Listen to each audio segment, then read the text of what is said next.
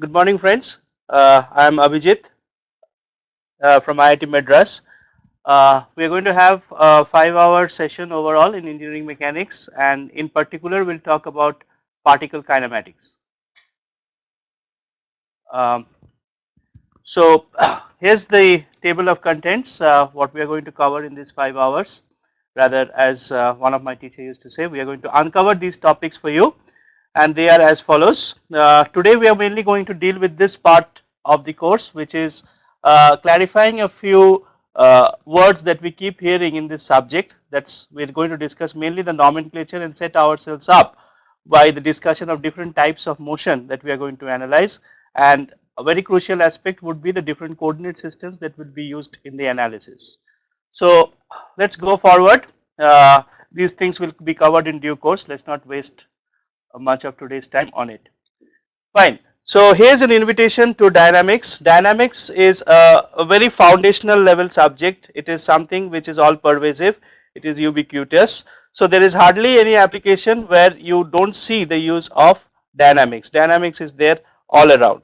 So it's good that if we could study this subject of dynamics with some effort in our foundational years, so that later in the applications we should not have any problem in dealing with this subject. And the best thing about dynamics, unlike some other subjects, is that there are only very few rules to remember, and the purpose of this talk is probably to emphasize these very few simple rules. And the way I have been taught dynamics and the way I teach dynamics to my students is that we should not worry too much about the formula. The formula will come by itself, and also maybe in stark contrast to what some of you think, the way I think in this about this subject is it's not really a big deal to solve different problems by plugging values into a memorized formula. What is most important is the action of understanding the rules of the game, understanding the concept, and then applying it to every situation. I would rather discourage you to practice too many problems from routine books which are just going to use some formulas and how to use some formulas in particular problems. That is something which at least for me I think is not a very good idea. So going ahead, let's start with the course in proper. So as we said that the topic that I am going to cover in this set of 5-hour lectures is particle kinematics. So I begin with the following description, that what does these the two words namely particle and kinematics mean. So I'll spend some time in uncovering these ideas to you. To start with, what is particle? So it may appear to you that by the use of word particle we are trying to mean an extremely small sub element. It could be a very small thing such as a grain of salt, a speckle of sand, or even worse, it could be molecules or atoms and whatnot. But unfortunately in the engineering context, particle does not mean something which is small. This is the first concept which I would like to emphasize to you people, that when we say in engineering particle kinematics as opposed to a physicist who says particle physics, that has a completely different connotation.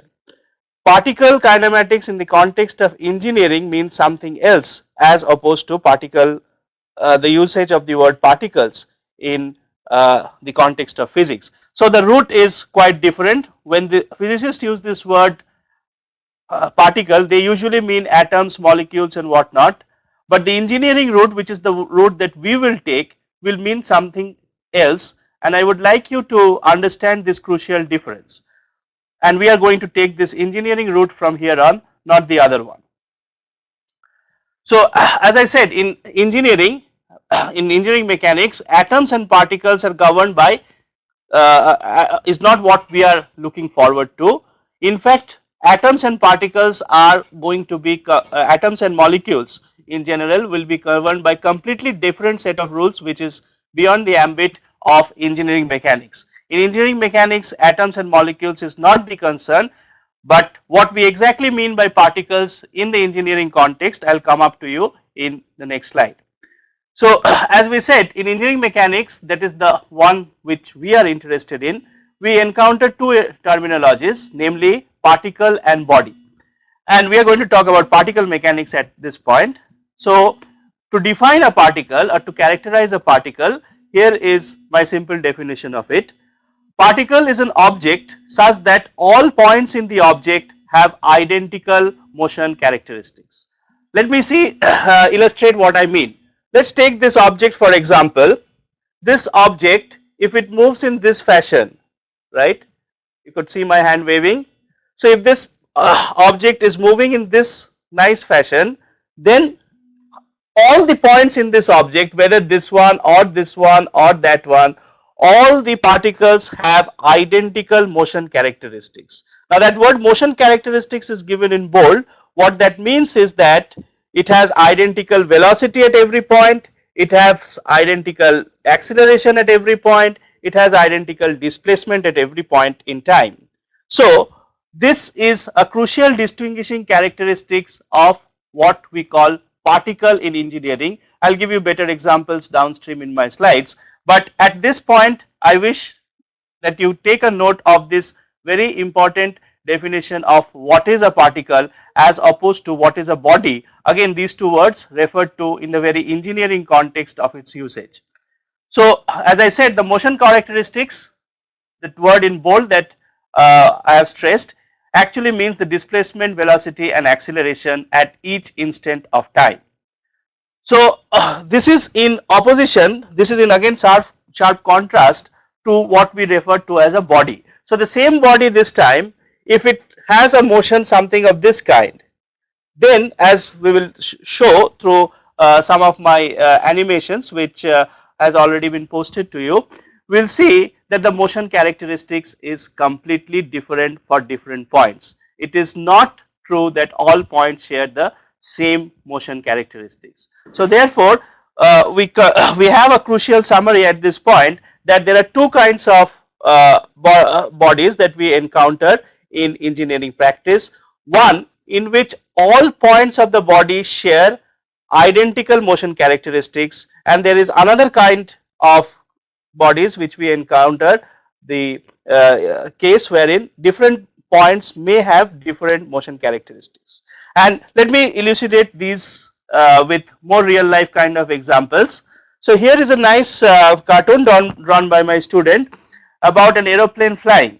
So definitely by the size of it you can understand that the aeroplane is by no stretch of imagination a small sized object, it is a fairly large sized object. So particle does not mean a small size object, but when the pilot does announce that we are flying at 900 kilometer per hour, every passenger here does have the same speed. If the aeroplane is flying at a constant speed, as I had demonstrated with this piece of duster, the same thing is happening in this aeroplane. In aeroplane there is a lady sitting in this window, there is a guy who is snoozing around, there is another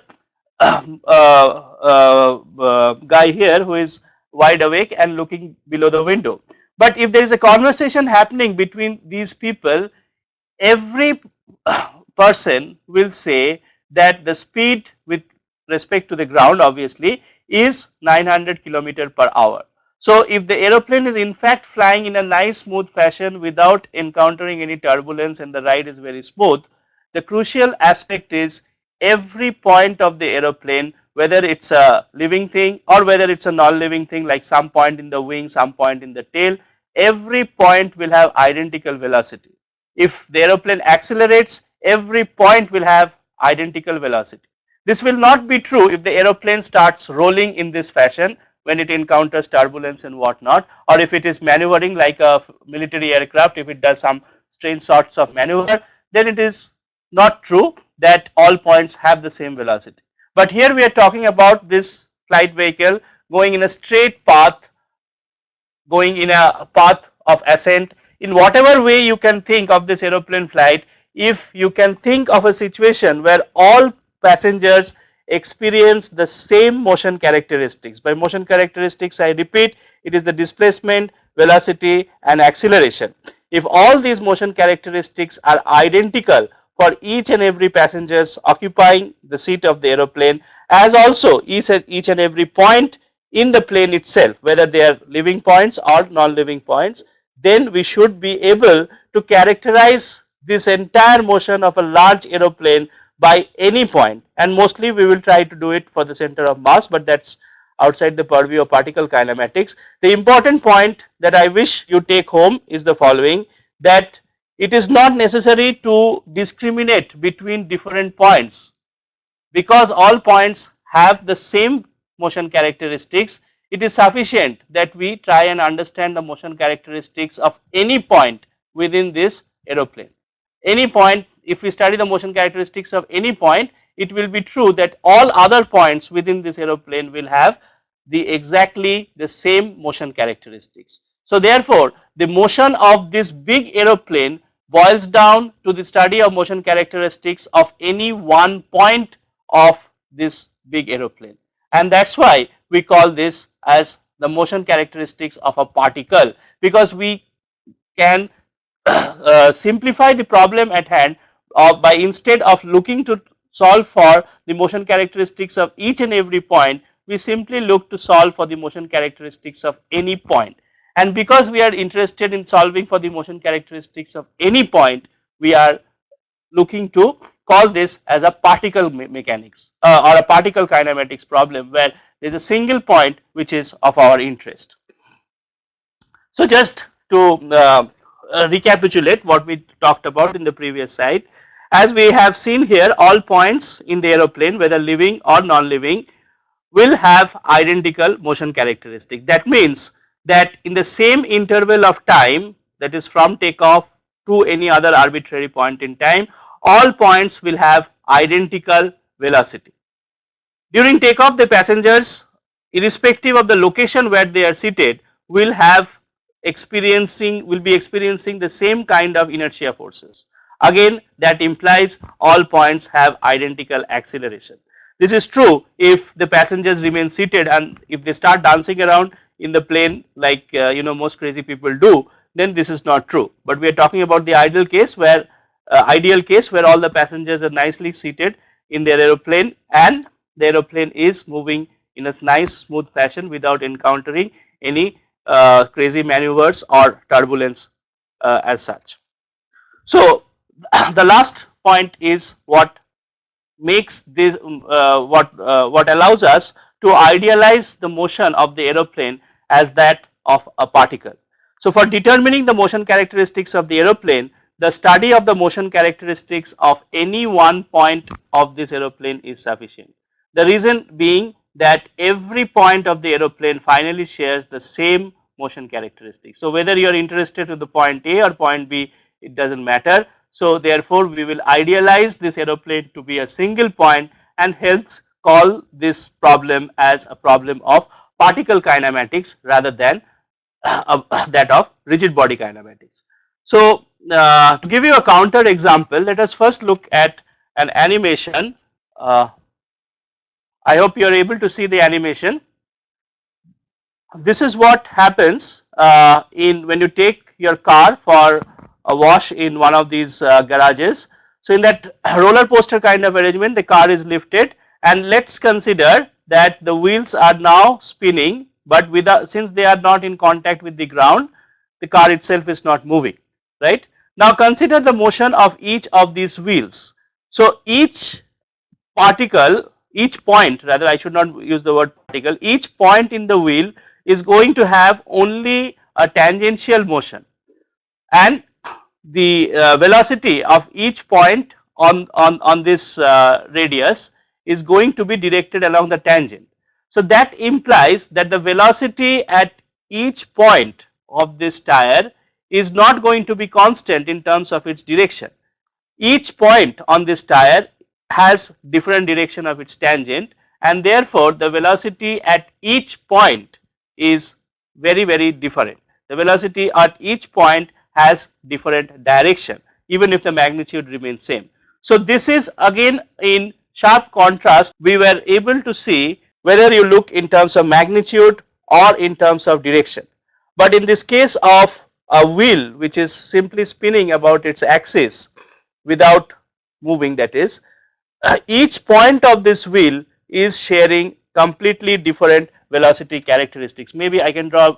So what I intend to tell you is the following. So let us say this is the wheel and this is the center of the wheel, and let us consider 2 points, one a circle and the other diamond.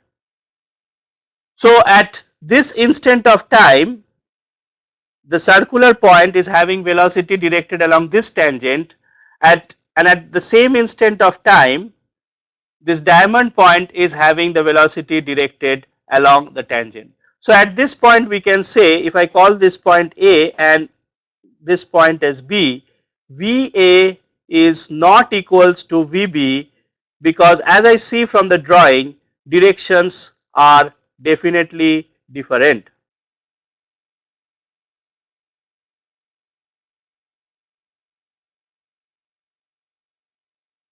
So that is why this case is not conforming to particle kinematics.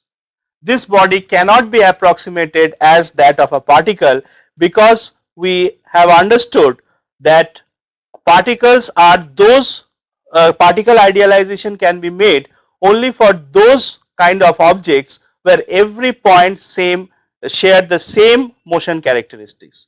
And we have brought out to you 2 examples. One, the case of an aeroplane which is flying on a straight path.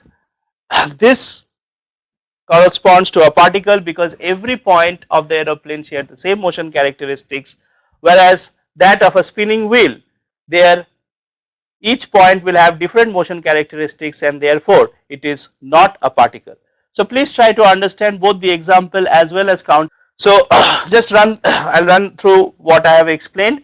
So consider the wheels of an automobile. When the car is taken for a wash, the wheels will rotate freely without touching the ground, as you would have seen in the animation.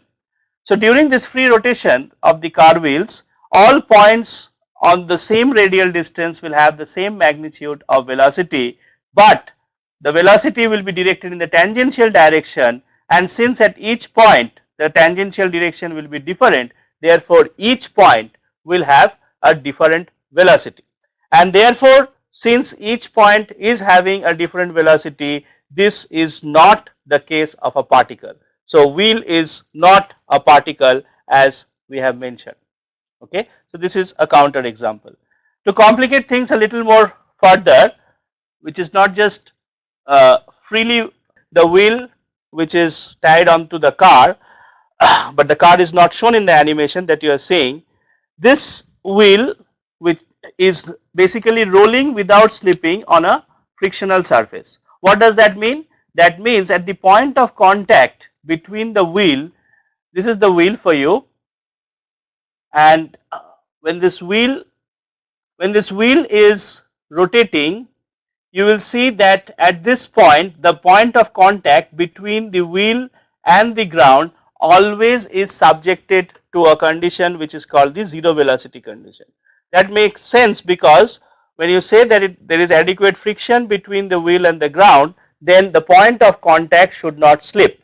That relative motion between the wheel and the ground is completely prevented because of the heavy friction that is there between the wheel and the ground. So at any instant of time, this red point will have a zero velocity, whereas at all other points you will have a non-zero velocity. In fact, a further analysis you can show that the velocities will again be along the tangent to this circle, but the direction of the tangent is again different. So herein you will find that the velocity is again different for different points on the wheel.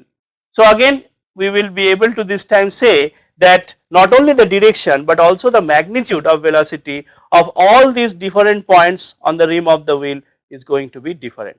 So again we have to conclude therefore that this rolling without slipping of a wheel again constitutes an example wherein not all the particles have got not all the points on the wheel have got identical motion characteristics. Different points in the wheel have different motion characteristics at each instant of time. So therefore, though the wheel is much smaller than the aeroplane can be idealized as a particle, whereas the wheel cannot be idealized of the particle. So the crucial take, please don't have a feeling that particle is something of a idealistic assumption and never occurs in reality. It is not so. It is just the way that you wish to analyze the kinematics of a given system. It may occur that a very large size object can be idealized as a particle, whereas even a small size object may not have the particle idealization. So the particle idealization has got actually nothing to do with the size of the object. The particle of idealization has got to do with the type of motion that you wish to analyze. If you are indeed sure that your aeroplane or your car is traveling on a straight path, there is no reason to think that it is not a particle. Similarly, even a small wheel, if it is undergoing only a motion wherein it is just moving in a translatory fashion, it is a particle. But if the wheel is actually rolling without slipping on a surface, or even if it is freely rotating about, then it is not a particle. So this distinction I think is very important, because you must understand when to apply the rules of particle kinematics and particle dynamics to a given problem, and when to not apply the rules of particle kinematics and particle dynamics to the problem at hand. So with this in mind, let us go forward. So as I said, the this is just these additional points is just what we have talked about in the last few minutes. Now coming back to this motion of a rigid body. So again you will keep hearing in the course of your engineering curriculum the usage of these two words, rigid body and deformable body. Again it is very crucial to understand the distinction between these two terminologies. A rigid body, which again is a sort of idealization, but let us try to understand how a rigid body differs with that of a deformable body. Again, if you think that the distance between any pair of points remains unchanged during the course of motion with of the body, then the body is said to be rigid. So again, to give you an example, as this body is moving, I don't think that if I draw 2 points here, one here and one here, okay. So I am drawing 2 points on this rigid body. As this body is moving, I don't think you will dispute with me that the distance between these 2 points that I have drawn is changing or not. It is not changing. So I can idealize the motion of this body, and if now I extend this argument to an aeroplane also, if I think about 2 points in the marked in an aeroplane, the distance between those 2 points is not going to change as the aeroplane is flying.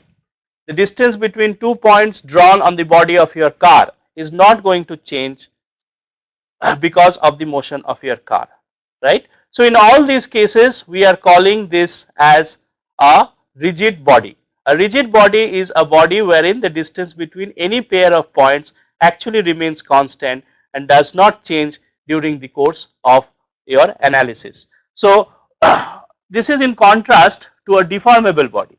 If the distance actually changes, so if you have a spring like object, the spring like object within a spring, I can draw a spring for you.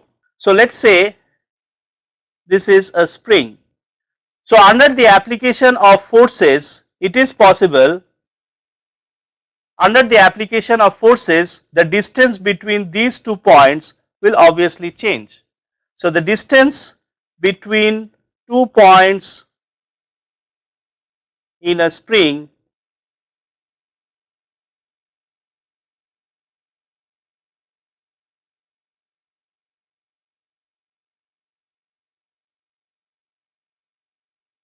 changes due to application of forces.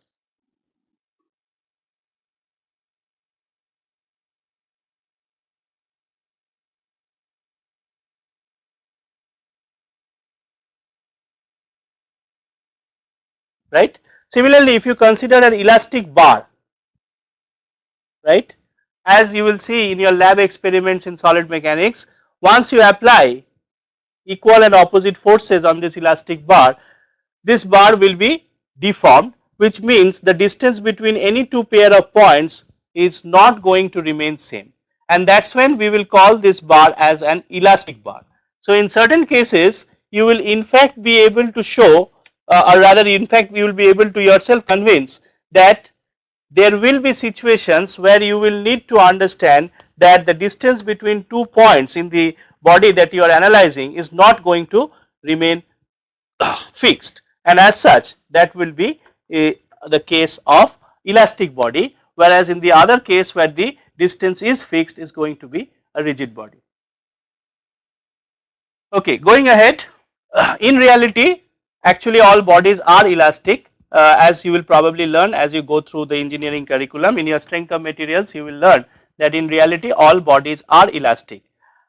But the important part is this, that for determining the bulk motion characteristics of the body it may be approximated to be the rigid body. So as I just demonstrated to you, the motion characteristics of this, while analyzing this motion characteristics, obviously the distance between any 2 points can be assumed to be remaining same. But I can obviously deform this body, I can apply a large amount of force on this body and actually crush it. When I in fact apply a large amount of force onto this body, I can make sure that these 2 points are actually coming close together. But in the cases that we are going to deal right now, we are not actually talking about such cases, we are only going to talk about the cases where we are talking about the bulk motion characteristics of this kind, and that is what is going to be of our interest in the next few hours. Yeah. And to continue my example with wheels, a hard pumped bicycle tire will approximate the rigid condition. As you can yourself feel that if your bicycle tire is pumped hard and when you press your bicycle tire, then you can see that it is very difficult to squeeze that bicycle tire tube, which means that the distance between the 2 points is very difficult to change. Whereas in the other extreme, when the air in your bicycle tire is going to has leaked out, then it is very easy to squeeze your bicycle tire, which means under that condition the bicycle tire is becoming more and more elastic. So again two example, one an example and one a counter example of a rigid body and what is not a rigid body or an elastic body. Again what we, to continue our example of aeroplanes, to determine the bulk motion characteristics of the aeroplane, it is not necessary that we consider that the aeroplane is made of steel or aluminum or any other alloy. It is going to remain just the same. But yes, if you are interested in solving for the vibration characteristics of the aeroplane wing, there the elasticity matters. But at present we are going to look for only the bulk motion characteristics and nothing else. Another thing that we must understand, and which is typically not sort of highlighted in an engineering mechanics book, is just like there are two kinds of bodies, rigid and elastic, there are two kinds of conditions which are imposed in this body. Either the body can be constrained, in which case it the effect of the body, so I'll again start writing in my notepad. So you have a body here, what the question is, under the action of certain forces, what should be the effect of the body due to certain forces. Now consider a body, the one that is lying closely in front of me, which is this one. If this body is not constrained at present,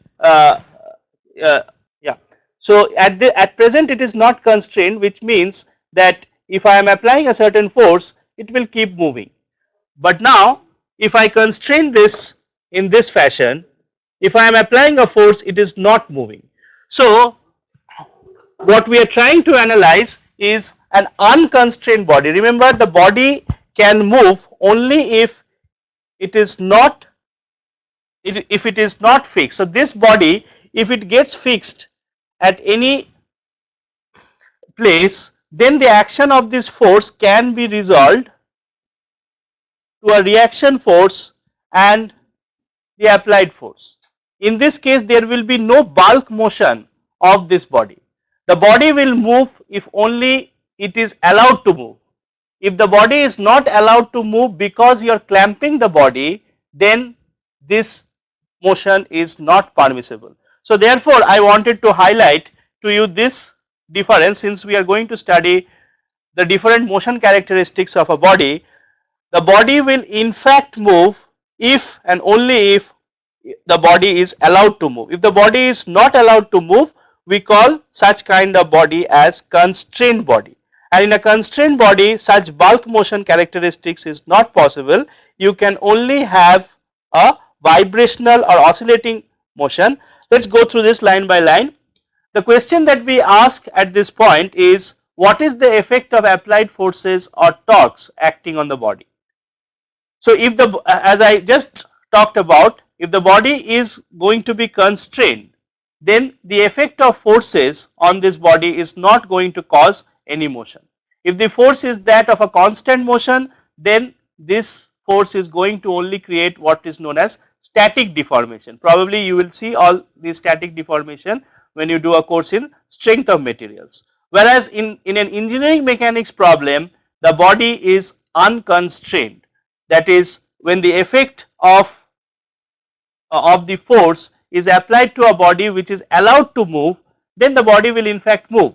But in your strength of materials, you will see you will be solving beams which are cantilever or simply supported, and the effect of forces applied to such a simply supported beam or cantilever beam is not to cause the motion of that object, it is to cause static deformation and hence stresses and strains in such beams.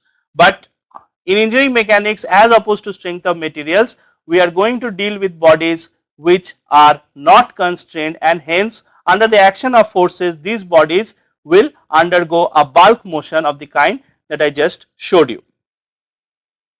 So the last point is what is going to be our case for study, that is, effect of force on unconstrained body will cause the motion of unconstrained body, and that is what we are going to study in this course of a few hours now from now. Yeah, so engineering mechanics, and I see my spelling of engineering is wrong, I will try and correct it. So engineering mechanics is about particle dynamics and planar rigid body dynamics. I do not think in your course of engineering mechanics you are going to solve for spatial rigid body dynamics, that is done in a more advanced course in at an MTech level or so. So you are going to study throughout the course of in a semester probably entire particle dynamics and rigid body dynamics, which is planar rigid body dynamics. However, the part that I am going to teach you is only the particle kinematics part. So the present lecture content will be about the particle kinematics, and the objective of an engineering mechanics course would be to able to predict the motion characteristics under the action of forces. As engineers, this is a very crucial to understand that any component, that any engineering component will be under the action of forces. Now these components can either be constrained or be unconstrained. In case it is constrained, the effect of forces acting on these components will cause deformation, stress, strain, and if the stress strains are within acceptable limits, they will not fail, else it would. For the other extreme, when these bodies are unconstrained, the effect of forces will be to cause bulk motion of this body as dictated by Newton's second law. So you have to, as engineers, you have to predict what is the effect of force either on a constrained body or on an unconstrained body. So in an engineering mechanics course, our topic of interest is what is the effect of force on an unconstrained body, a body which is allowed to move. And for such bodies, as we just said, we are going to have a bulk motion characteristic. The body in totality is going to move, either it is going to move like an aeroplane or it is going to move like a freewheeling animation that we just saw.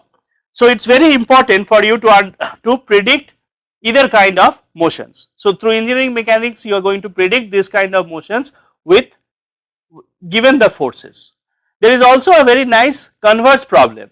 Suppose in the case of a satellite launch, we are looking to have a certain motion characteristics of a satellite. The ISRO people would want their launch vehicle to go in a specified fashion and to reach a particular point at a particular time. The converse problem therefore is also very interesting, that if you know that you have to go from one point to the other in a certain fashion, how will you apply the forces such that you in fact undertake that motion and nothing else, okay. So this is probably not in the purview of an engineering mechanics course, but none the same I wish to bring to your highlight, which is just the converse of the previous problem. In the forward problem, given the forces you are trying to predict the motion, in the backward problem, if you know that this is the desirable motion, or if you know as a reverse engineering problem that this is the observed motion, you can try and calculate what are the forces which have caused this motion. So both are very interesting problems in their own right, and hopefully we should try and eliminate them. Yeah, as I said, in these 5 hours or so, we are going to concentrate mostly on particle kinematics. I have eliminated to you what this particle idealization means. I will try and talk more about kinematics in due course. But the learning outcomes which I expect at the end of my part of the talk is the following.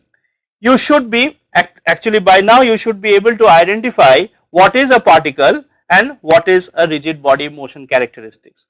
Any motion that you see, you should be able to identify whether this motion can be idealized as particle or that of rigid body. What I'll show you in the next hour of the talk is how to describe particle motion characteristics. By description, you could mean that either I can talk and talk and talk that this is how the particle moves, or the better idea for engineers is to stop talking and to show a graphical plot. So how to the description for engineers would mostly be in terms of a graphical plotting, which essentially gives the idea that this is, or more importantly carries the information that this is how particle is moving. And again, in contrast to what is usually not given in a book, we will spend a lot of time in trying to visualize the motion, and we will presently concentrate with motion under known acceleration.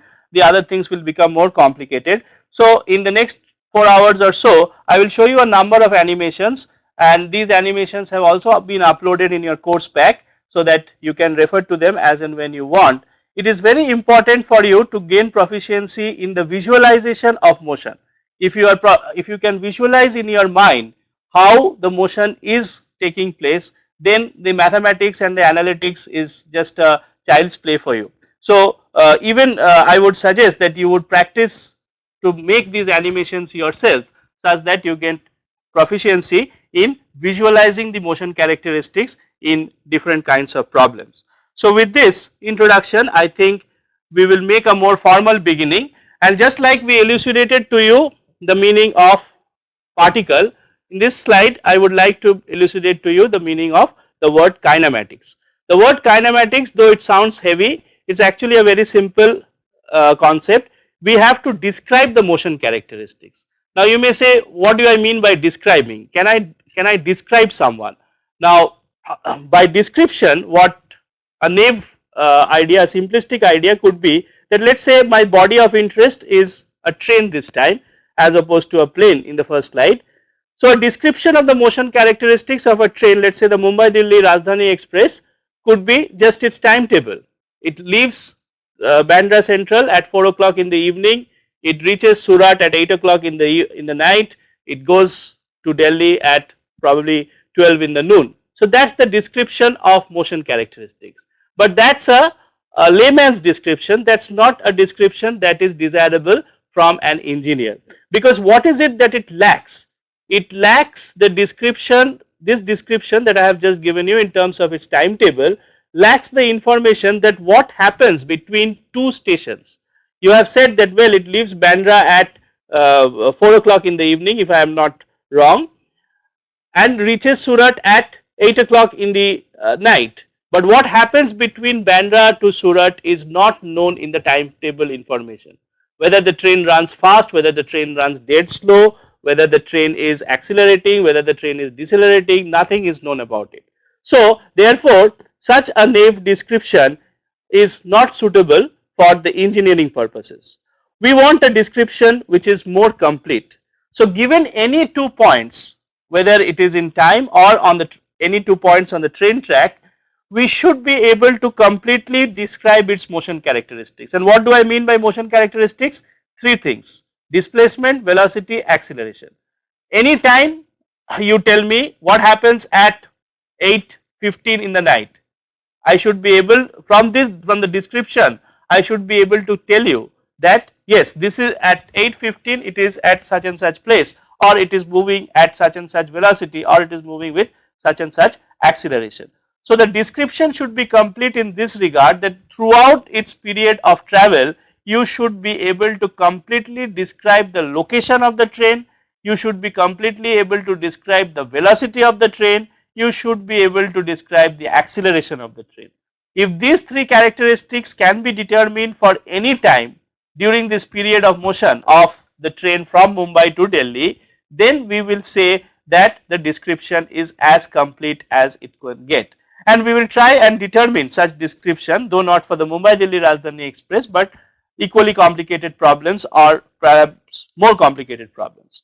So the scientific description that we are looking at is such that it would enable us to determine its location at any point of time during its travel. What we are looking forward to is that at any time we should be able to describe its location, not only its location, its velocity, its acceleration also should be determined from such description. Well, these days in wherein you have apps and you have a GPS tracker, you could say that the complete description is actually obtained on, let us say, a Google map, wherein with a pointer you can these days even taxi drivers have such app, wherein with a pointer they can determine its location. That description is complete, definitely true, but even from such a GPS location you cannot determine velocities and acceleration, you can at the most determine positions. So we want a description which not only gives position but also gives velocity and acceleration. So as I just said, that these app based taxi drivers will use a mobile device where at every instant of time the position is accurately determined on a map. But even with that sort of a technique, it is possible, I would not say it is impossible, but it is quite difficult to determine the velocity and acceleration characteristics. Again this therefore we will not take that to be our best example of a complete description of motion characteristics. What we will call as a complete description of motion characteristics is going to be our objective in the next few hours or so, and let us see if I can convince you that a description in a mathematical form, or better still in a graphical form, actually attains this objective. Okay, so to summarize this slide, therefore I hope at this stage you understand what I mean by kinematics. Kinematics is the description of motion characteristics, and by description what we desire is the following: we wish to have complete information regarding the location, regarding the position, regarding the velocity and acceleration of this body. And remember, as we are talking about particles, therefore when you, even if it is an extended body such as an aeroplane, all points within the body will share completely identical motion characteristics. So therefore it is sufficient to look at just one point of the body and determine its motion characteristics. Whatever motion characteristics you determine for a certain point will be true for every other point. Yeah, so the objective of kinematic analysis will be to determine a mathematical function to determine the position of the particle at every time instant. And it will be shown to you that once you determine a mathematical function which gives the position at every instant of time, the velocity and acceleration can be determined from such mathematical function. So therefore we will in fact have a complete description of motion characteristics once a mathematical function for position against time is obtained. So that is the purpose, as I will go I will elucidate to you. So the kinematics is therefore the study of the geometric character of the motion, namely position, velocity and acceleration, which is what I have been emphasizing again and again. And what I will try and convince you through the course of these next few hours is that a graphical presentation of such motion characteristics is actually very informative. All the information that is carried by the formula can be very nicely represented in graph, and the best thing is that you can plot your graph, such a graph, using just a simple piece of software such as MS Excel, or better still MATLAB or Mathematica or whatever. So we will have some exercises for you wherein you will actually plot these graphs given the functions, and also the reverse, given the graphs determine the functions. But either way, it's going to be a very interesting study. The part that is not in the purview of kinematics is the forces. We will actually not link the forces with this motion characteristics. Kinematics is the study of motion in the absence of forces, but the kinematics will get linked to the forces in the next part of the course, which is called kinetics, and together they form the subject matter of dynamics. So in kinematics we are not going to talk of any forces which are causing this motion. In kinematics we are only going to say that we wish to describe the motion characteristics either through a formula or through a graph, right. But once the formula is determined for position, how to determine the additional information regarding velocity, acceleration and whatever is what the next few hours we are going to deal with. Okay, so as I just said that it's not a child's play for dealing with kinematics of particle. So here you see that the position time characteristics of a launch vehicle is continuously tracked. So the as I said, kinematics is about a description of the motion characteristics of the body of your interest. Let us say we are interested in the launch vehicle, like ISRO scientists are, they are interested to determine the position time characteristics of a launch vehicle. So what does that mean? They are continuously plotting where the launch vehicle is in time, with every time how far it has gone. So the displacement could be from the point of the launching site to where it has gone, that needs to be continuously tracked. So this is a graphical representation, and this is what the ISRO scientist will definitely do during the time of its launch. They will continuously track with the trajectory of the launch vehicle. So this sort of an information is what we are looking at, and it will be shown to you, it will be taught to you that from this displacement time characteristics, how can you recover additional information like velocity and acceleration if you want to. And this is very important, at least for the satellite application that we are talking of, because the success or failure of putting the satellite at the desired location depends on this motion characteristics. As you observe this plot, you should be able to predict whether actually the launch will be successful or a failure. So determining this sort of plot, whether through just a video imaging or through a mathematical function, is extremely crucial for this sort of an application, and this is just an example. In very many different cases, this plot is going to be playing a very crucial role in many downstream applications. Okay, before we move further, I will throw myself open to any questions at this point, because now we are getting into the heart of the subject.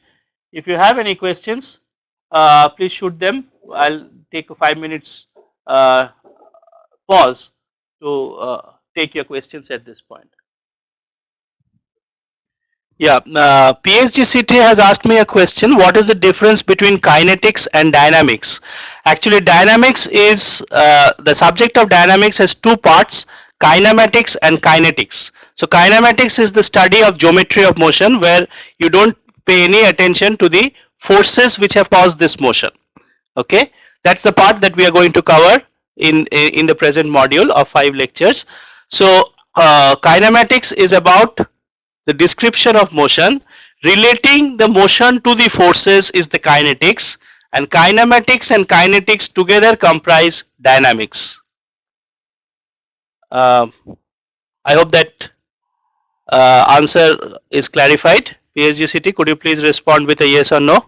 Yeah, KSR, you wanted to ask some questions? Sir, I have one doubt. Yeah, please. Rotating wheel. Sorry? The wheel is sliding. If the wheel is sitting without slipping. Okay. How Okay. Can we assume that? How can we assume that motion? Whether it is not a particle or it is assumed as a particle. No, see, I got your question. Let me repeat your question. So I showed the example of rolling without slipping of a wheel.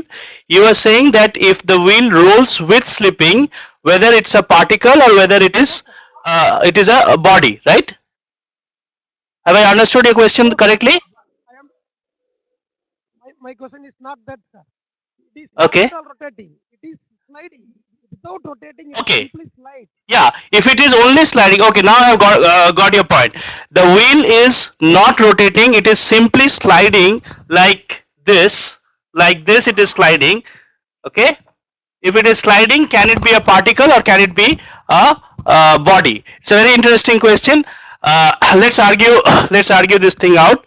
If it is sliding, that means does all particle of the wheel have the same motion characteristics or not? So let's take something like a wheel. Let's take this piece of chalk, if you can see, as a wheel. So this wheel is just sliding in this fashion, right? Now please tell me whether all particles have same motion or not in this experiment that I am doing. The wheel is just sliding on this All table. are in same. All are having identical motion All are characteristics in. if it is sliding. So therefore I need not look at individual points of this body, rather I can concentrate on any arbitrary point because I have determined that all points are having the same motion characteristics, and therefore in this case it's a particle. It is not a body, because this case is a very special case where all points in the body is having identical motion characteristics. Therefore this What? complete sliding without rolling of a wheel is that of a this idealization can be construed as a particle idealization for the wheel. Yes, I was stopping you. You have something else to say? No, sir. Center of the wheel. I am asking you about the center of the wheel. Center of rotation is zero velocity. No, center of rotation now will not be zero velocity because you're saying that the wheel is sliding. If it is sliding, Linear then velocity. all points are undergoing a translatory motion in this fashion, right? All points are undergoing translatory motion, including the center of the wheel, which is having a translatory motion. Motion. It has only translatory motion. Yes, Center of the because wheel. it is sliding, there is no rolling. As you said, rolling is zero. There is no sliding. Everything is a translatory motion, and therefore it is a particle. You have answered my question, sir. Yes, sir. Okay, thank you, Understand. thank you, Understand. thank you. One more question, please. Any? We have time for one more question before we again begin the formal lecture. PECTN is asking difference between a constrained and an unconstrained body. I thought I just explained to you that a constrained body is that in which there is certain restrictions that the body cannot move. A portion of the body is constrained to stay put at a particular point. That's a constrained body. Whereas in an unconstrained body, you don't have such restriction. So again, to give you an example, if you have a cantilever beam, then in a cantilever beam, the cantilever end is obviously having the restriction that that point cannot move. So even if you apply a force to the cantilever beam, it can deflect, but it cannot move. So such cantilever beam study will not be a part of engineering mechanics or dynamics. Rather, it will be a part of strength of materials, where you will actually study deflection. Whereas for the same cantilever beam, if you now relax the cantilever conditions, if you take away the cantilever conditions, then this beam is actually free to move. Now if you apply a force to this body, it can move following the Newton's second law of motion, which is F equals to ma. So the acceleration in response to a force will be F by m, right? So all that I was saying is that the action of a force on a body such as a cantilever beam will be different whether or not you have a constraint. If you in fact have the cantilever constraint, then the body will not move, whether if with an acceleration F by m or otherwise. But if that cantilever condition or the constraint condition is relaxed, then the body will move following simple Newton's laws of motion. I hope PECATN finds this answer satisfactory. Okay, we will now continue with the formal lecture. Others can please type in as to how you are feeling this lecture is going, and accordingly we can take some course correction if need be. So we will now get into little more formalisms, mathematical formalisms. Yeah. So any analysis will begin with a proper choice of coordinate system, and at this point we will try and elucidate what are the different kinds of appropriate coordinate systems that will be used in practice. Yeah. At this point we will elucidate what are the different appropriate choices of coordinate system for different kinds of problems that we encounter in engineering mechanics. So the reason that we need a coordinate system is the following: the position of the particle will be described with reference to the coordinate system. To describe the position of the particle, you have to choose a coordinate system, and the choice of coordinate system will be arbitrary, as we will see that you can choose a Cartesian coordinate system, you can choose a cylindrical coordinate system, you can choose a Cartesian coordinate system at different origins, right. So there is nothing like the choice of coordinate system. Every analyst has his own free will to choose the coordinate system, as we will show in different choices. But a smart analyst will be smart in his or her choice of coordinate system. So the choice of coordinate system should in fact be dictated by the type of problem that you are solving, and this is what I will try and exemplify with different examples that I have lined up for you. So let us again go back to animation. Okay, so this is an animation wherein we are showing two vehicles which are running on a straight highway. There is no lane crossing, there is no overtaking that is possible. This is a very idealistic situation.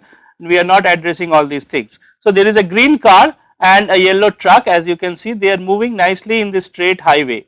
Now as we have defined our objective in kinematics, we should be able to track the functional relation with time for the position of either the yellow truck or the green car. So both the yellow truck and the green car, the position of these car and truck has to be determined as a function of time. Now to determine the position, you obviously need a choice of coordinate system. You could put a coordinate system here, you could put a coordinate system here, you could put a coordinate system anywhere else. But before trying to fix the coordinate system, let us try and analyze in this case what is the description that we are looking at. Now as I have just said that in this case I am disallowing any overtaking or lane crossing. So forever this yellow truck has to move along this straight line, forever this green car has to move along this straight line. So obviously their y position is not going to change. So there is no fun in choosing actually an x and y axis as has been shown in this animation. All that we actually wish to determine is the position x, but the position x is to be determined from where? Should it be from this point, or should it be from that point, or should it be from this point, or should it be from this point?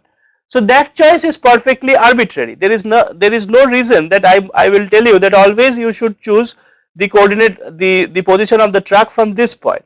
Similarly, there is no reason that someone else should tell you that you should always choose x from this point. You are living in a free country and you are perfectly free to choose the coordinate system anywhere you want. So therefore the point is this, that for this problem, from the nature of the problem, it is very clear that we wish to choose a one dimensional coordinate system in this problem. Only x is desirable. There is no y component which is desirable in this problem. It is a redundant information if you choose an x and y system or even a z system. But you have complete freedom to choose the origin x equals to 0.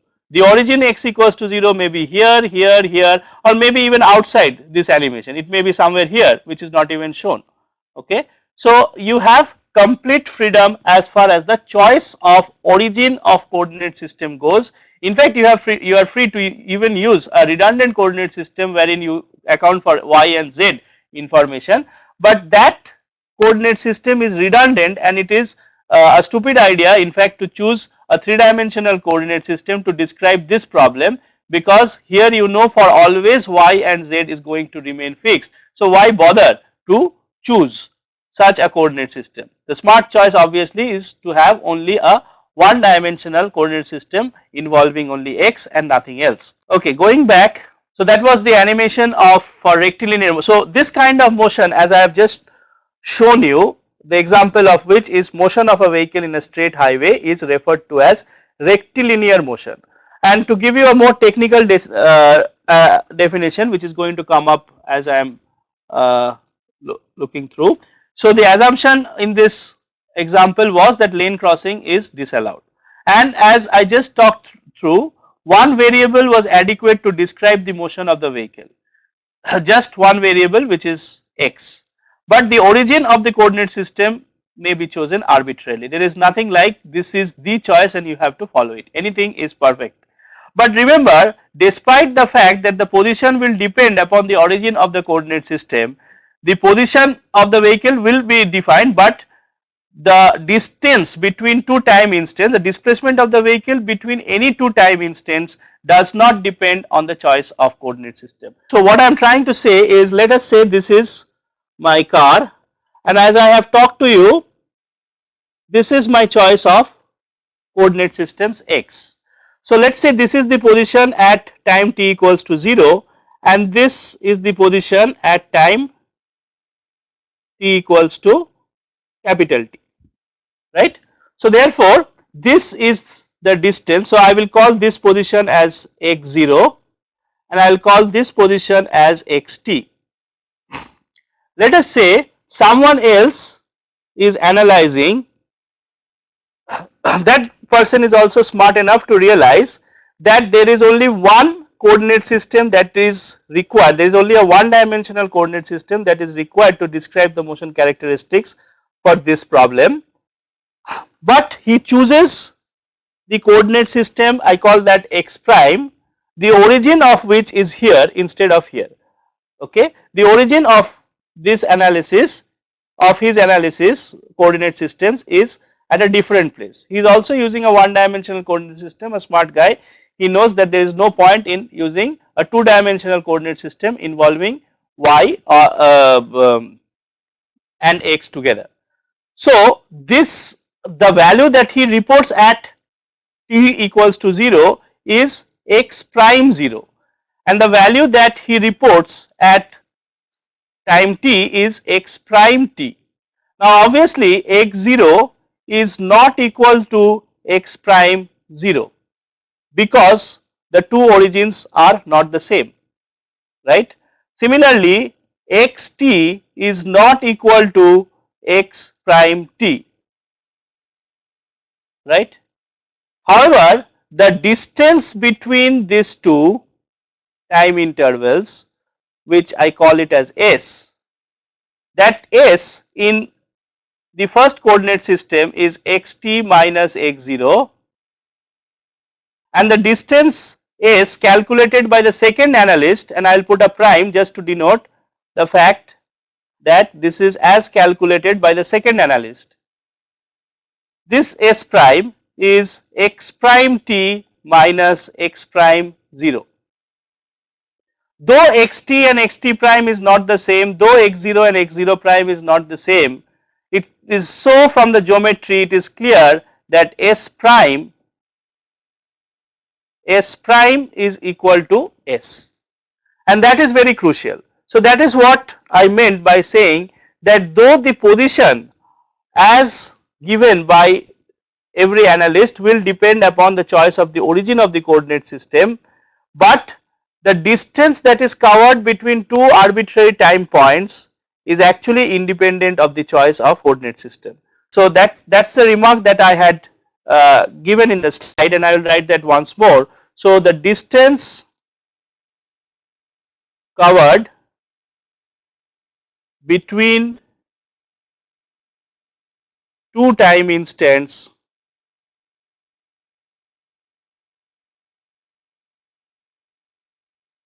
is independent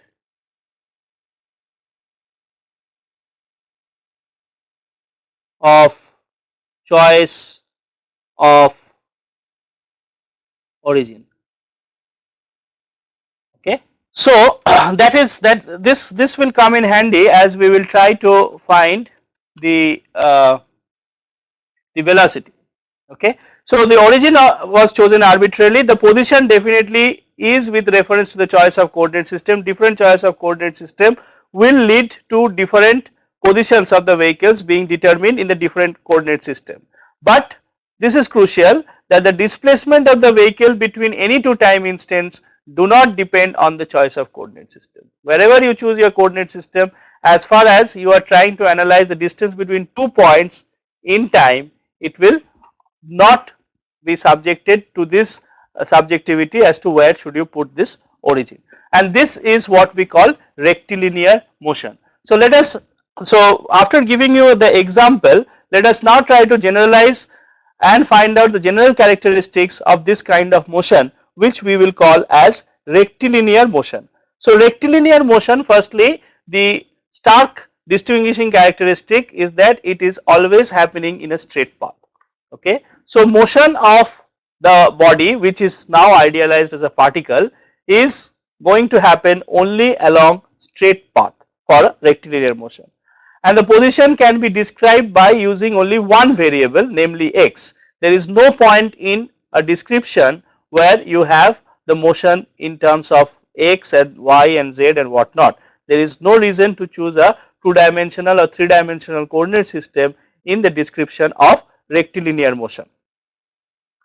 Now another interesting characteristics for which I will return to, as you see this animation, not only is the position along one direction, the velocity is also along this direction. There is only one direction that is of interest. The position, velocity, acceleration, all are having the same direction for all times. This is really a very marvelous idealization. As we will see, this rarely occurs, but still it is not too far-fetched to think that within some time intervals in some expressways and highways, you will see that this is the sort of motion characteristics that does take place. So in this case, definitely it is rectilinear motion. As this may be a tourist bus, and if you realize, and such tourist buses do in fact go straight without overtaking and so and so. So the important factor is this, that as long as it is moving in the straight highway, the velocity magnitude can change, but the direction of velocity is always going to be along this, because there is no way it can change its velocity. Lane crossing is disallowed, right, and people do abide by such rules.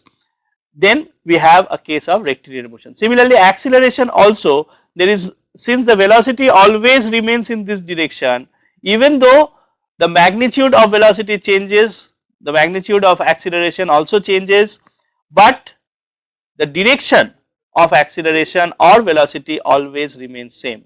So therefore, a very crucial remark at this stage is that not only the displacement but also the velocity and acceleration are all directed along one direction during this investigation.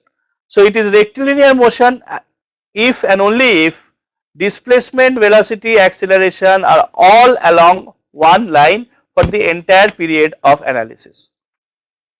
As we have brought out through this example, that there is absolutely no need for going for any analysis wherein you incorporate two-dimensional or three-dimensional coordinate system. One-dimensional coordinate system, and we will call that as x, is adequate for the representation of such motion. All we want is firstly to determine a function of position with time. If we are able to determine a function of position with time, velocity and accelerations will be determined. But before going that far, intuitively we are very clear that all these things, all these motion characteristics, call it displacement, velocity or acceleration, will be along one direction, and that is the signature characteristics of rectilinear motion. As we elucidated and emphasized, the choice of origins of the coordinate system can vary between your observers and between the analyst. Every analyst can choose different choice of origin system, but as we have just seen, though this choice of origin will affect the numerical values of the position that he or she reports, but it will not affect the distance between two fixed time instants, and that is all that we need in determining velocity and acceleration for downstream calculation. So even though there is liberty in the choice of origin, even though the positions will be different as reported by different observers for the different choices of origin, the velocities and accelerations will in fact turn out to be just about the same. and we will do some of these calculations as we go through. So accordingly, the physical interpretation of the coordinate as the distance from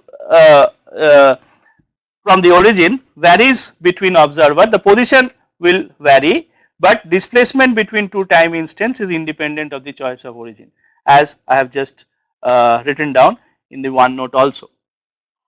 Okay, now let us complicate life a little more, that instead of rectilinear motion we are now looking at planar motion, a motion wherein the vehicle can move within a plane. Though this animation suggests that it is moving through some hills, we are saying that it is not actually ascending over the hill. The height of the hill is this pathway is at the same height. But now if you have to describe the motion of this car as it goes through this track which is at the same height, you have to necessarily use two variables, one for x and the other for y. If I have to determine the position of this car, I cannot describe it possibly with only one variable. It is quite non-intuitive to think that you will be able to do so, but and this time lane crossing is also allowed. So therefore, there is no way in which I can describe this car motion with only one variable. I need two of them, one to describe that how much left or right it is from a choice of origin, and how much top or bottom it is from a choice of origin. But again here the same question arises that the origin can be at different places, okay.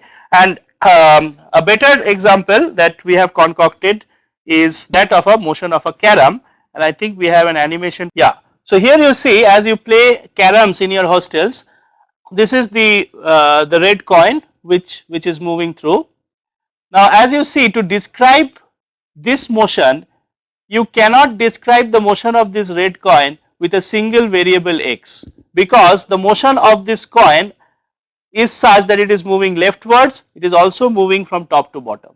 So this if this is the particle of your interest, and again we call this as a particle described despite it being a body of reasonably large size, maybe half an inch or so, it is having identical motion characteristics at each point, and therefore we call it as particle. All that we need to understand is that the motion of any one point, and that is sufficient. That was just a repetition, but at this stage, in contrast to rectilinear motion, this is not a rectilinear motion. Why? Because firstly, to describe the motion characteristics of this carom coin, we need two variables as opposed to a single variable required in rectilinear motion. And why is it that we cannot describe it with one variable? Because it has both motion from left to right as well as motion from bottom to top, and after hitting this edge it comes from bottom to it travels in the negative y direction. So therefore, it is more appropriate to choose an xy coordinate system for the description of motion. So to describe the motion characteristics of this carom ball, we wish to find x of t and y of t. Both x of t and y of t need to be determined. You cannot just say that I will determine only x of t. If the carom ball was moving only in this direction, then you can say it is x of t and only. But since the carom ball is having a motion of this kind, to describe its motion within this entire period of the game, you need both x of t as well as y of t. So therefore, the first takeaway is that this motion of this red coin is not describable through a rectilinear motion characteristics. This should be necessarily planar motion, and at the very same time we realize for planar motion we need, for description of planar motion we need two variables at least, namely in this case what seems very appropriate at this stage is the choice of x and y. But again, similar to rectilinear motion, we find that there is absolutely nothing binding us to choose this coordinate system with origin here. We could choose a coordinate system with origin here, we could choose a coordinate system with origin here, or anywhere else you want to. It can be even outside the carom board. There is no need that it has to be this. This argument is just similar to the rectilinear motion argument, that the choice of origin of the coordinate system is left to the individual analyst. But as we will see that despite this freedom given to the analyst, the velocity and acceleration characteristics reported between different analyses will not change. So I hope you get the point as what is the difference between rectilinear motion and planar motion through these two examples. Important point is, to describe the motion characteristics we need two coordinates in planar motion as opposed to rectilinear motion. Now in the Karam case we have seen that the xy is the obvious choice, but we will bring out more examples more with varying level of difficulty, wherein we will see that probably not the xy system but maybe an r theta system is better. So even it could be a non-Cartesian system, but at this stage I would not like to complicate that far.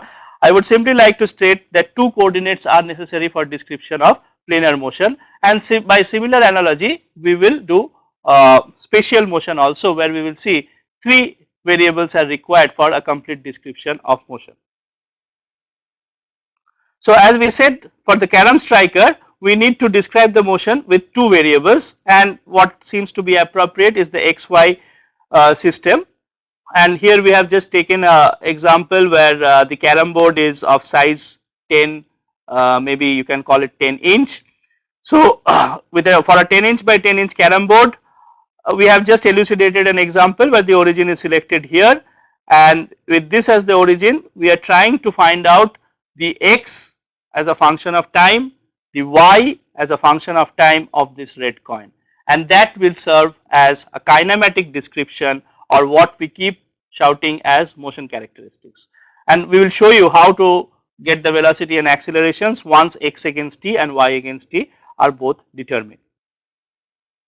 And as we have seen that the origin of the Cartesian coordinates is arbitrary, not only the origin, even the orientation could be arbitrary. There is no reason that these coordinate systems have to be aligned in the fashion of left to right and top to bottom. It could be aligned in it could be oriented in an angular fashion also, but I'd leave that complication at this stage. At this stage I will think that okay, the origin can be changing, but with a little bit of thought you should be able to convince yourself that it is possible to choose a coordinate system with a different orientation also and still describe the motion characteristics of the carom ball.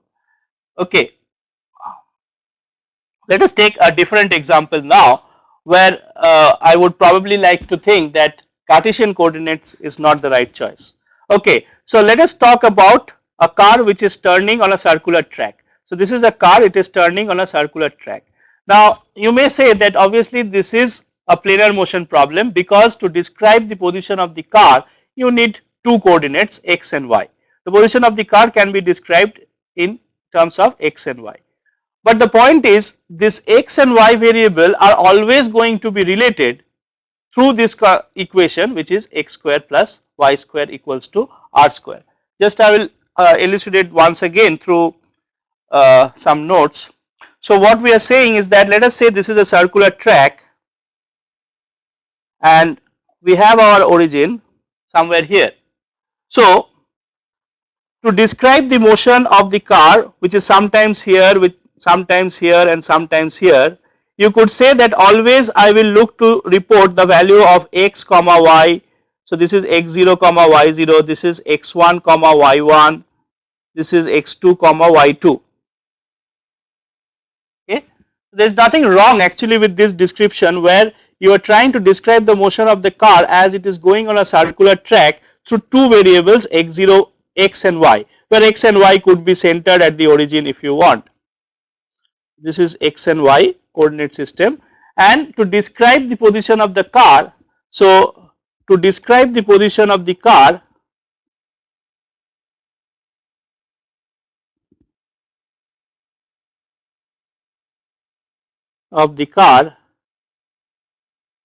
x comma y may be reported at every time,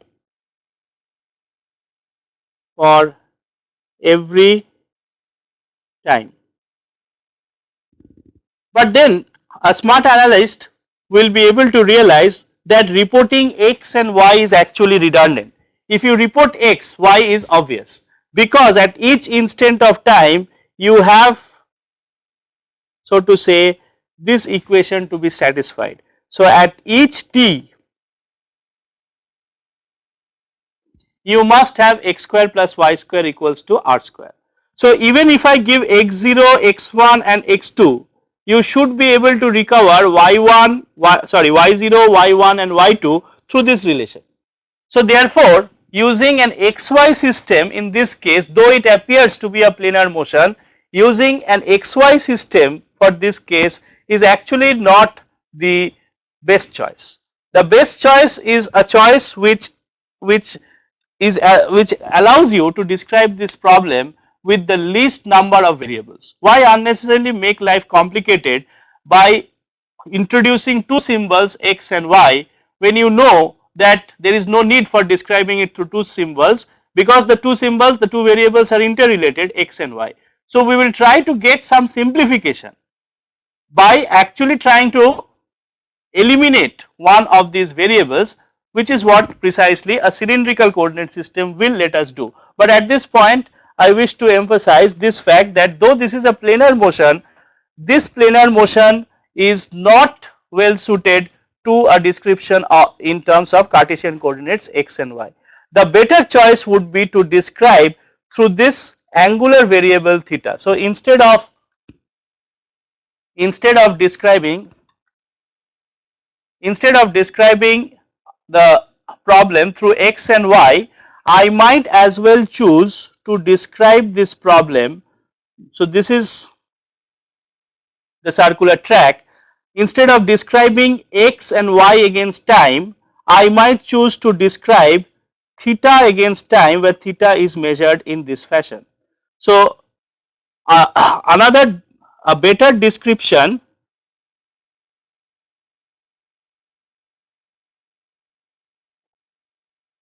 of motion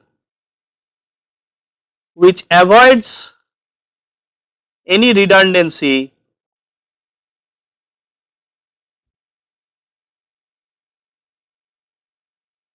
is theta against time. Let me repeat my argument once again. This was the case of a car moving on a circular track. Now obviously one might think that to describe the motion of the car moving in this circular track, it is not proper that you describe it in terms of one variable x.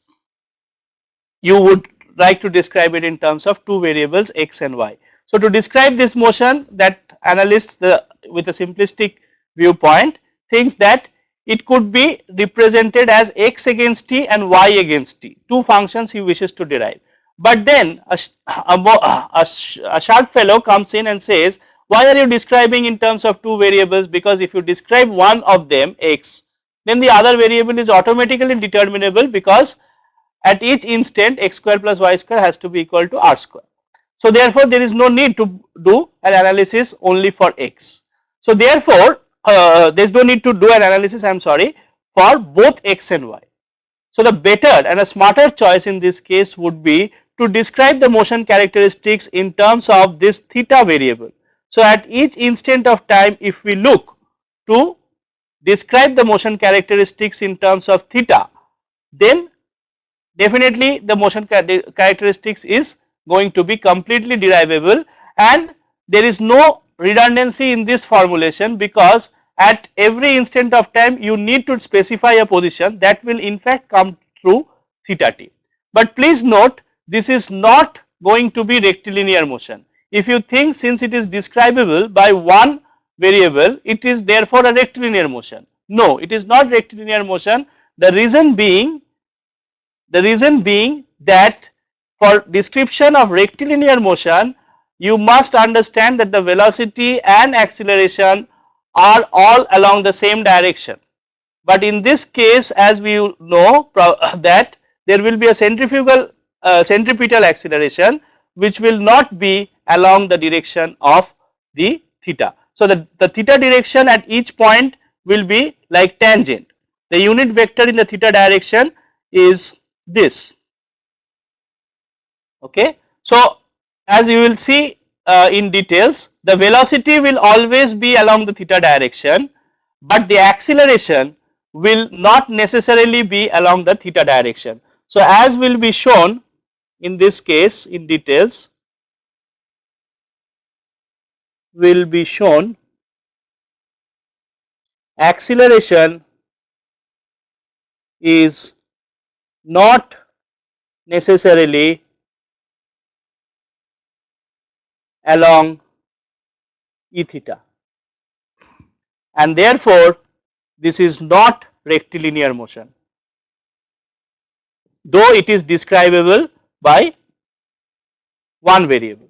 Despite it being described now by one variable, it is not a rectilinear motion simply because it is describable by it is not a rectilinear motion simply because acceleration does not always point towards the same direction. In fact, velocity always changes direction because E theta itself is changing direction, right. That's a subtle argument, but we'll bring forth that in a due course. At present, I hope I am able to convince you that despite this kinematic description being possible with the choice of only one variable, it is not adequately it is not satisfying all the characteristics of rectilinear motion simply because the acceleration is not always along the same direction. Okay. So, with that, let us return to the lecture material. So, this is the question that I had left open in the presentation slide. So, is this motion rectilinear or planar? Despite being describable by a single variable theta, it is not rectilinear, it remains planar, but it is just that even planar motion can be represented by a single variable. It is not required that planar motion have to be represented by two variables, that is not a requirement. As you have seen in this case, the a planar motion can be represented by one variable, but it is just that for description of this velocity and acceleration, you require two directions. You can't do it with one direction as we have just shown you. So, velocity at any instant is along E theta and acceleration is not along E theta, that is the argument which I have just given. So, these formal proofs of this we will do it in due course as we go along. Okay. Now, let us take a general motion of a car that is traveling in this nice curvy path.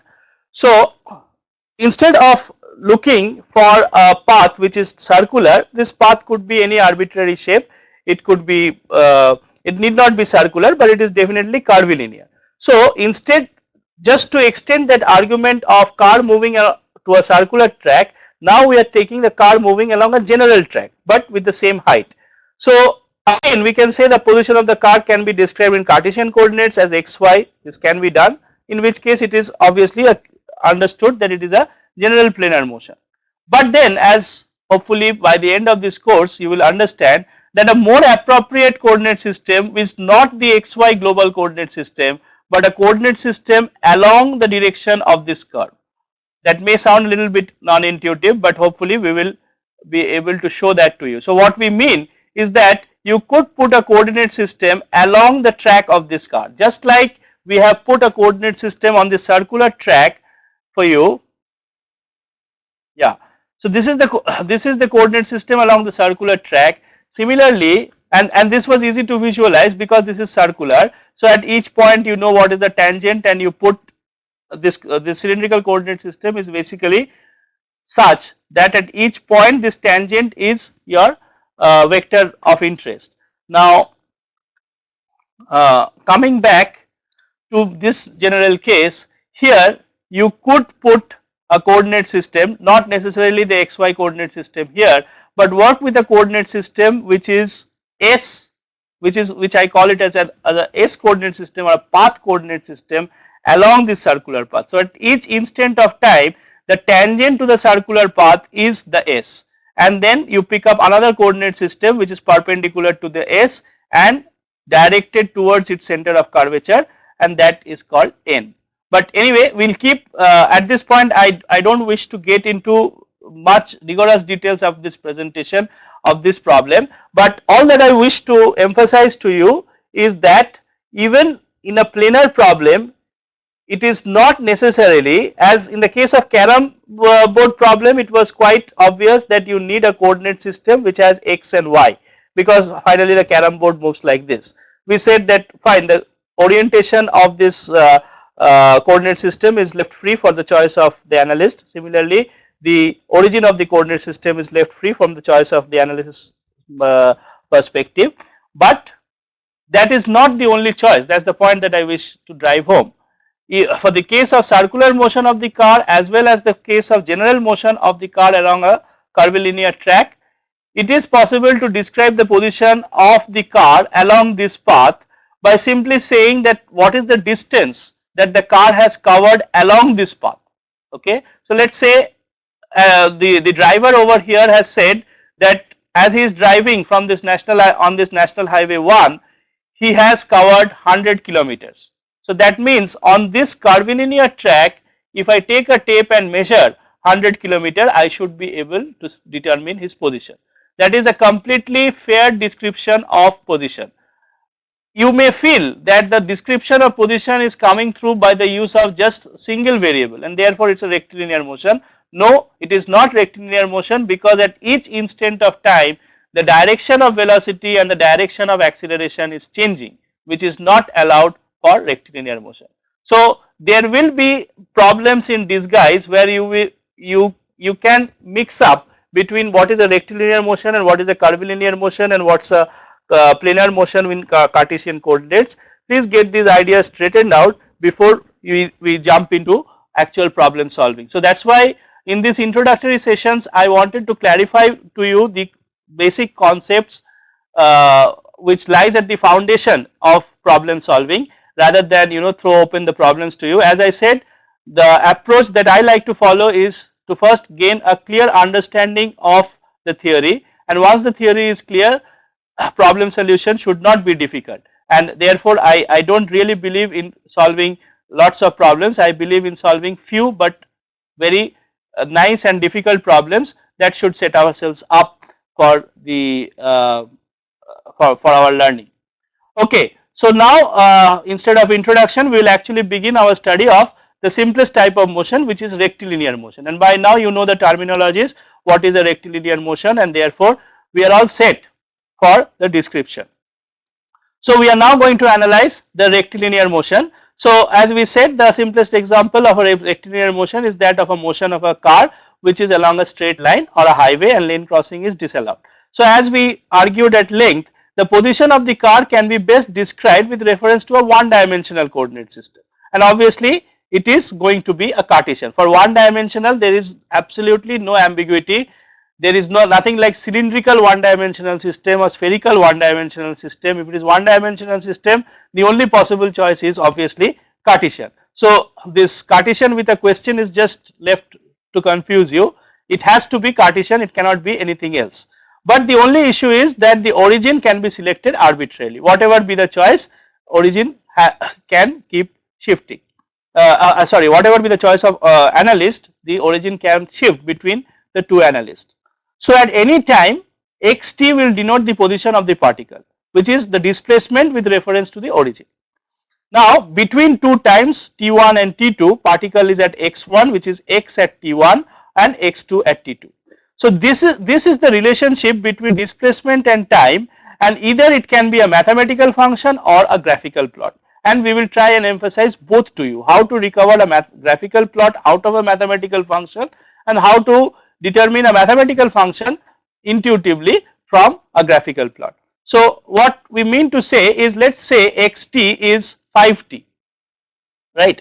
So, I hope you know how to plot functions such as this in Microsoft Excel, and it is better still if you are exposed to some scientific computation software such as MATLAB or maybe Mathematica or anything else. But I think to make your learning a little more active, instead of just looking at books and trying to mug up some of these figures, you should start plotting these figures. So, to start with, here is a simple plot, xt equals to 5t.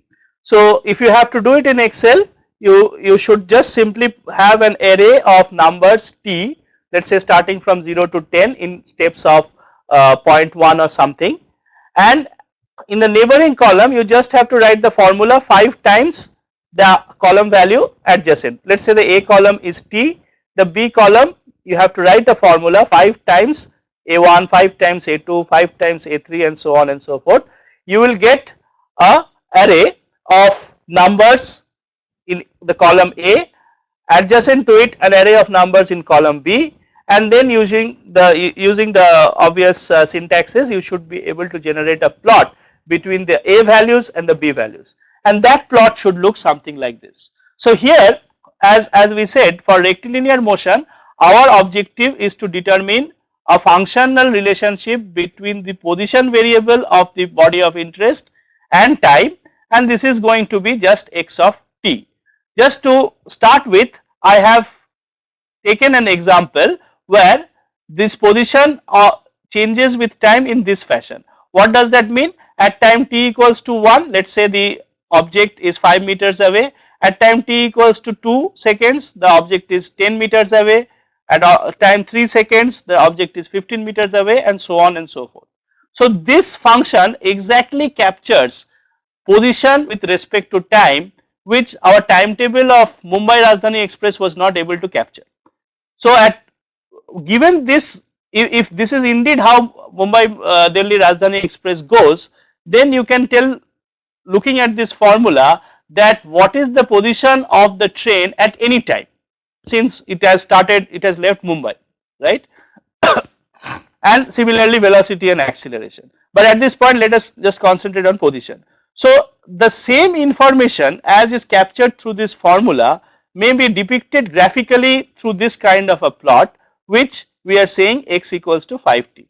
This graph may be simply hand drawn, but I would rather recommend you not to draw it with hand, draw it using some computational tools. You should be having access to Microsoft Excel at the least, but I will encourage you to start learning scientific computation tools such as MATLAB or similar scientific computational tools for which you do have access. Okay. So this plot conveys the same information as this, and returning to that, even if it is difficult for you to visualize through this formula, you should readily look at this graph and say, oh, at 500 seconds the position was somewhere here, so that is 500 times 5, which is 50 times 5, which is 250, right. So at 50 seconds I can readily find out the object of my interest is at 250 meters from the origin, right. Similarly, at 1000 seconds I can readily read off the value that my object was at 1000 seconds it is 1000 times 5, at 100 seconds it is 100 times 5, which is 500 meters from the origin. So this graph essentially, even to a layman, should communicate this idea that what is the position of the object at different time, right. So this is very interesting, that whatever you wanted to describe in words, whatever you wanted to describe through a train timetable can be read off either from this graph or through this functional relationship. And at this stage of your learning career, I would rather think that you should use both the formula as well as the graphical representation of it. To give you a little more complicated example, let us take this function. So this time what I have is the functional relationship is in this form. So when t is between 0 to 100, x of t is 5t. So just to concoct a simple example of this situation, or let me run through this formula at this present, and then I will give you an example of how this sort of a relationship does come about. So between t equals to 0 to 1000, x of t is represented by 5t, which means between 0 to 100 I could draw this a 5t graph, which is this red line, right. Similarly, in the next 100 seconds from 100 to 200, the graph, the functional relationship is 1000 to 1000 minus 5t. So in the next 100 seconds I will draw a graph of this. Okay, so this is what is called as a piecewise representation. We have a function for the time interval t to from 0 to 100. We have another functional relationship for the next time interval 100 to 200. We have another functional relationship from 200 to 250, and then we have finally another functional relationship between beyond time 250. So for each of these functional relationships are actually plotted separately, not just in different colors, they are plotted through different parts of the programming. In this case, you could again do it with Excel and look at this plot jointly. Now what does this represent? As I was saying, I can concoct a simple sort of example where this sort of displacement function does arise. Let me take the example of myself. I start from home, which is actually inside the campus, not very far away, but anyway that is beside the point. I start from home, I usually come in a scooter and I ride my, or maybe I come in a bicycle, and my bicycling speed is 5 meter per second, right. So I start from home, which is the choice of my origin for the coordinate system is my home, and this is how the distance from my home keeps increasing for the first 100 seconds. Okay. So my origin is my home, I start cycling, my cycling speed is 5 meter per second, which means that I am covering with every second 5 meters, and in 100 seconds, which is about a little less than 2 minutes, I reach a distance of 500 meters or half kilometers. But then I realized, oh God, I have forgotten the keys of my office. Then what do? I actually start traveling backwards. I mean, I take a U-turn, I don't reverse pedal, but I take a U-turn and actually turn backwards and go towards my home. So in the next 100 seconds, therefore I see that the distance from the origin, remember my home is here, so after having covered gone half a kilometer from my home, I start coming back, and since my cycling speed in the backward travel as I am traveling back home is again the same, in the next 100 seconds I actually reach home, right. So this is the case of my forward travel which has happened over the first 100 seconds. I reach half a kilometer and then I realize, oh God, I have forgotten the keys of my office. So again I come back and I reach my home in exactly 100 seconds. So the distance covered in the forward direction is exactly, sorry, the time taken in the forward direction is exactly same as the time taken in the backward direction, and that is because my bicycling speed in the forward direction is same as the bicycling speed in the backward direction after taking the U-turn, that is. And then in the next 50 seconds I look out where the key is, find it, and then again start. But this time I realize, oh, I am getting late for my lecture, so I actually start cycling faster. So in the next 50 seconds I am actually able to cover 3 kilometers. So look at what happens between 250 seconds to 300 seconds. I have actually covered from 0, I have gone to 3 kilometers. So this entire story I was able to make out looking at this graph. So first I have gone in forward direction, then I came back, picked up the keys from my office. This picking up the key itself took 50 seconds, and then since I was worried that I'll be late for class, I started bicycling faster, and then in the next 50 seconds I was actually able to cover 3 kilometers. So the story apart, what is interesting to note is both the formula and the graph does arise in real application. You may think that this story which I concocted is just a cock and bull story, but there will be cases where you cannot represent the position or against time functional relationship through a single function of the kind that we represented in the first example. You may have to break this up into pieces, and that is why this is called a piecewise representation. It is not possible to give a single functional relationship for the entire period time t equals to 0 to 250 or more in this case, and that is why in individual segments of the time, in the time segments 0 to 100 you have one functional relationship, in the next 100 second period you have another functional relationship, in the next 50 seconds you have another functional relationship. So this is called the piecewise representation, and this is the functional form of it, and this is the graphical form of it. So I would like to sort of conclude here, because maybe tomorrow we will start looking at velocity and accelerations also, and how to derive velocity and accelerations, where we will actually start the formal mathematical calculations. for the other things such as velocity and acceleration. But when you go back home today, please try and practice how to graph different functions. You must by now be exposed to different kinds of functions. You would have seen different functions in your high school. You would have seen different functions in your first semester of your curriculum or even now. So whatever be function, be a functional form of it, let's say cos t, sin t, e to the power t, and different polynomial function t plus t square. The homework that I will leave you with for today is that you should be able to practice how to graph different functions of the kind that I have shown you. If you have access to a scientific computation software such as Maple or MATLAB or Mathematica, it will be very good. But even otherwise, I am quite sure in these days of smartphone technology, everyone carries MS Excel in his pocket. You could either use Microsoft Excel or such similar softwares.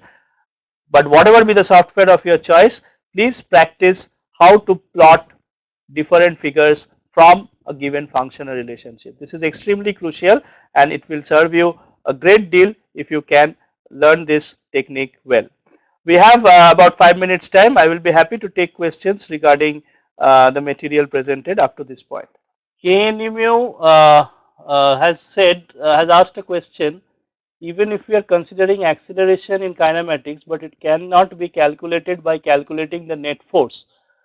That is not true. The way in kinematics we calculate acceleration is that we simply take double derivative with position or derivative with velocity. So if you know the position, derivative of position is velocity, the derivative of velocity is acceleration.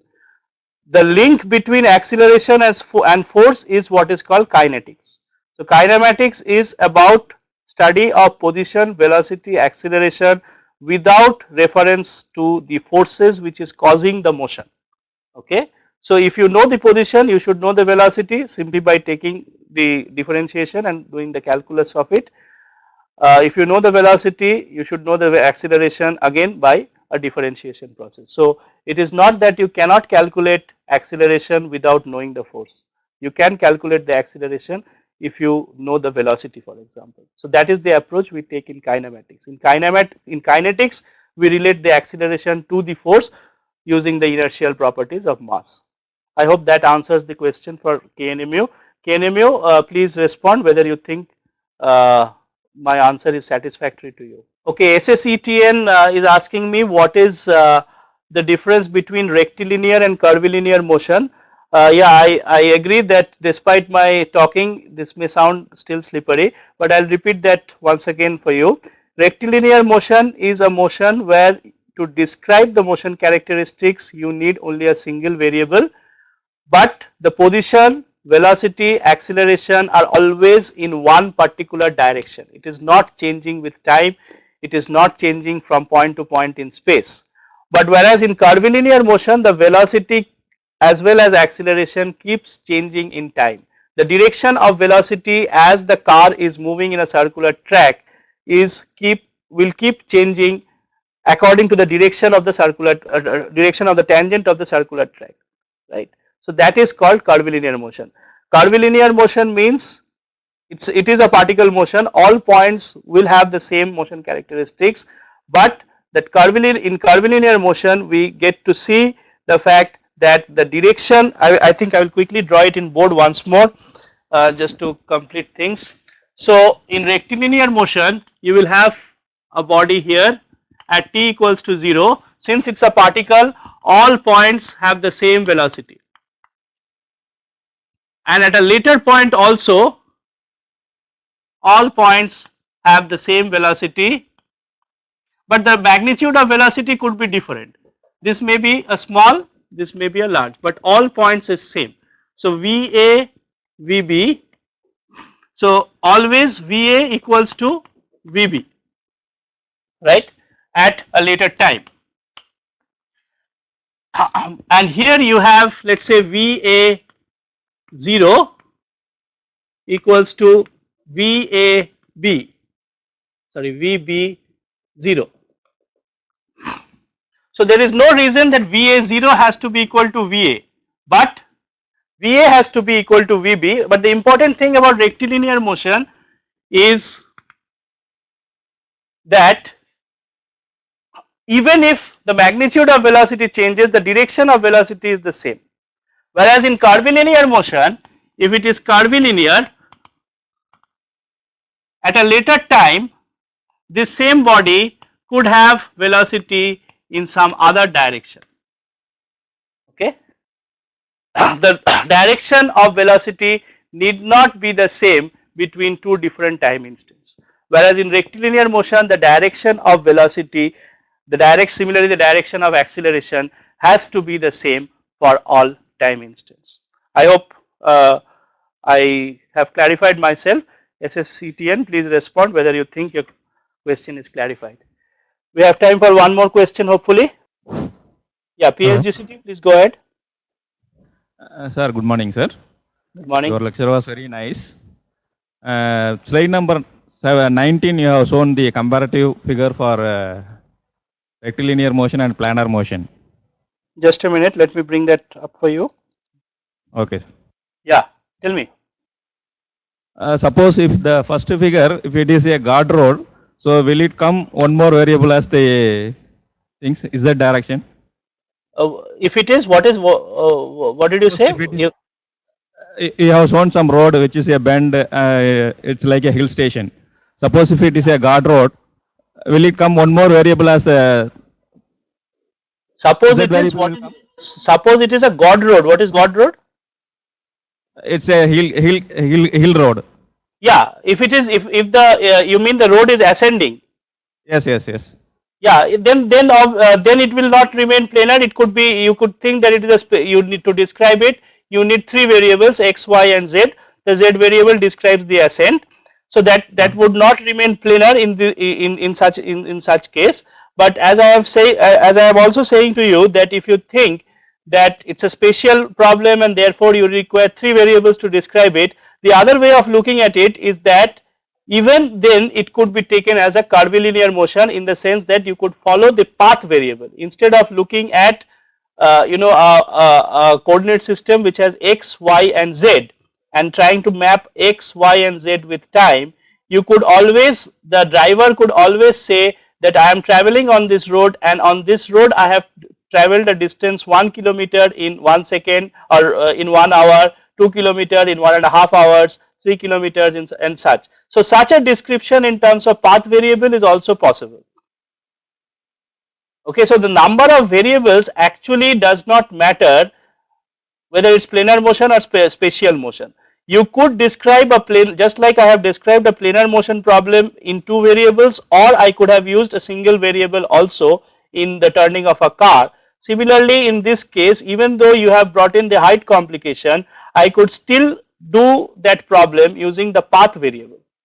Amrita has given me a comment that a better explanation of 100 minus 5t piecewise representation is needed. Well, I'll try that once more. Amrita, can you hear me? Okay, I hope you can hear me. So what I meant by piecewise representation is the following, that you do not have a single functional description which describes, let's say your period of analysis is from time t equals to 0 to 100 seconds, 0 seconds to 100 seconds. And as I talked in my example, that in the first 50 seconds I am going, this is my house and this is my office. In the first 50 seconds I am going in the forward direction, let's say with 5t. Okay, I am going away from my house towards my office at xt equals to 5t. But then I have actually reversed the direction of my motion. I have taken a U-turn and coming back towards my house, and this time my function was xt equals to 100 minus 5t. This was actually 300, I am sorry. So you cannot describe this kind of motion where in the first part of the time you are moving away from your origin, and in the next part of the time you are moving towards the origin. Okay, this cannot be described by a single functional relationship. So it is not possible to describe this motion